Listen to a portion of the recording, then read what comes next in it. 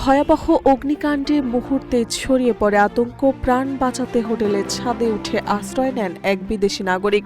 উদ্ধারের অপেক্ষায় কেটে যায় দুঃসহ সময়। জানা গেছে, হোটেলটি নিরাপত্তা ব্যবস্থায় গুরুতর ত্রুটি ছিল। প্রবেশ ও বের হওয়ার জন্য ছিল মাত্র একটি গেট।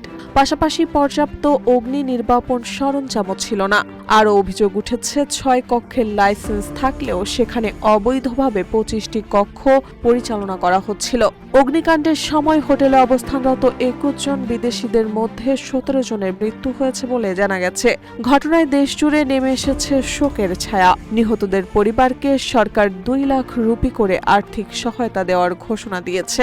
আগুন ছড়িয়ে পড়ার পর ভেতরে আটকা পড়া এক বিদেশি নাগরিক প্রাণ রক্ষায় ছাদে উঠে যান এবং সেখানে দীর্ঘক্ষণ উদ্ধারকারীদের অপেক্ষায় থাকেন। এই দুর্ঘটনার পর হোটেলের নিরাপত্তা ব্যবস্থা, প্রশাসনিক গাফিলতি এবং দায়বদ্ধতা নিয়ে নতুন করে প্রশ্ন উঠেছে।